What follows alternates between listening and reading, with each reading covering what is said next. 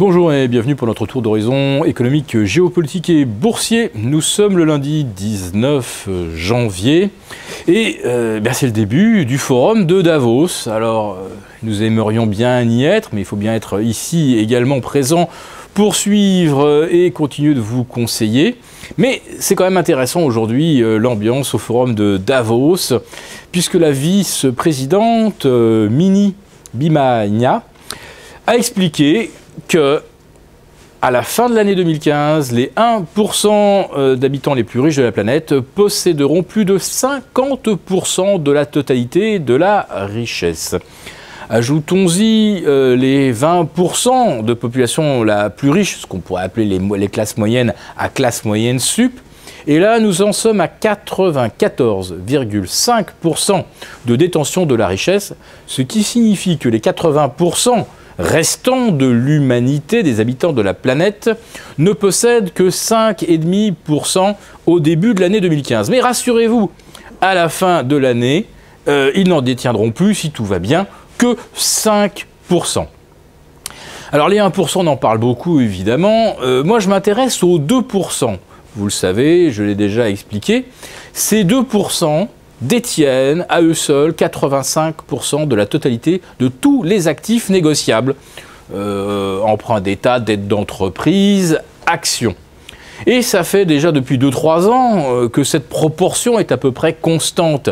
Et le problème, c'est que cette richesse ultra concentrée pose des problèmes à ceux qui la détiennent. À qui peuvent-ils vendre si un jour ils voulaient réaliser une partie de leurs actifs? Ils ne peuvent le vendre qu'à d'autres ultra riches, qui eux-mêmes sont exactement dans la même situation. Bref, on joue entre soi, un peu comme dans une salle d'enchères, où il y aurait quelqu'un qui vient vendre son Modigliani, tandis que l'autre vient lui acheter son Picasso. Et puis les deux font monter les enchères, grâce à l'argent avancé par le commissaire-priseur, donc les prix montent indéfiniment, les portes de la salle d'enchères sont fermées, et évidemment, il n'y a personne dehors pour acheter un Modigliani à 100 millions de dollars ou pour vendre un Picasso à 120. Il n'y a évidemment pas de marché. Ça monte comme ça, ça se fait à la courte échelle entre soi avec la fausse monnaie qui est imprimée par les banques centrales. Donc, je vous dis, le commissaire-priseur permet aux enchérisseurs d'emprunter pour payer toujours plus cher les tableaux qui viennent sous le maillet. Donc voilà, c'est une espèce de gigantesque escroquerie qui est illustrée aussi par une autre escroquerie intellectuelle, la théorie du ruissellement. On vous dit, les banques centrales déversent de l'argent au sommet de la pyramide de coupe de champagne et si on est assez patient, à la fin, dans quelques minutes, dans quelques heures, quelques jours, chacun, même le plus pauvre, aura sa coupe de champagne à la main.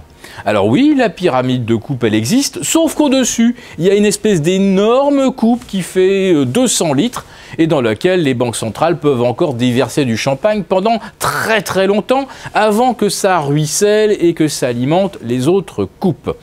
La théorie du ruissellement, c'est une gigantesque escroquerie.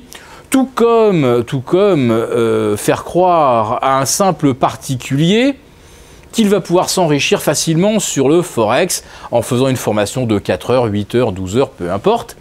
Et il va commencer avec un levier de 100, puis on va lui offrir un levier de 200, et puis comme Alpiri à Londres, on va finir par lui offrir un levier de 500.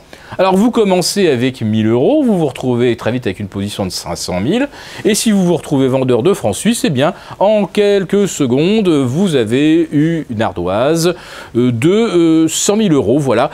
Donc ça, c'est un petit peu compliqué pour le broker qui, évidemment, lui est responsable sur son bilan. Mais ça, c'est que du détail. On parle, par exemple, pour FXCM de 225 millions perdus, c'est peut-être plus, c'est peut-être moins, je n'en sais rien. Mais là, on a affaire à des intermédiaires qui sont régulés, qui ont des comptes à rendre, qui doivent prouver qu'ils ont les ratios, etc., etc. Mais les hedge funds, eux, ils ne sont soumis à aucune autorité de régulation. Et eux, ils prennent le levier qu'ils veulent.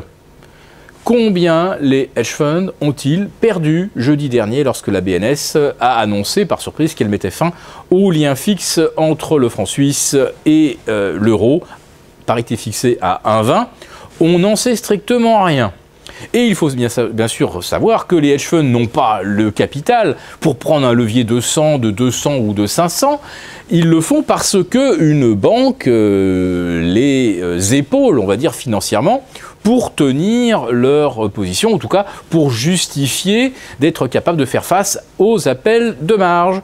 Donc si les hedge funds ont capoté, ils sont exactement comme les particuliers qui ont ouvert un compte chez un trader Forex. Si leur perte excède de 50 ou 100 fois leur mise initiale, eh bien c'est le broker qui prend l'ardoise. Et là pour le hedge fund, s'il a fait faillite, et un hedge fund c'est plusieurs centaines de millions de dollars, des fois plusieurs milliards de dollars, si ces gens-là se sont fait volatiliser en quelques secondes, eh bien, ce sont les banquiers qui leur prêtent l'argent qui vont se retrouver avec l'ardoise. Mais là, pour l'instant, on n'est pas prêt de le savoir, puisque les hedge funds ne sont pas obligés de déclarer leurs pertes. Voilà. Donc, comme je l'avais déjà expliqué un petit peu au sujet du high yield, lié au shale oil, au pétrole de schiste, eh bien, c'est l'effet sous-marin. Une mine a explosé au fond, le sous-marin est peut-être désintégré, mais avant qu'on constate que le sous-marin effectivement a coulé, le temps que l'huile et les débris montent à la surface, ça prend un certain temps. Et puis quand les débris à la surface, on sait que c'est cuit. Voilà, donc là pour l'instant, les marchés continuent de grimper dans l'attente du QE de la BCE, mais si ça se trouve, ces marchés sont déjà un canard sans tête.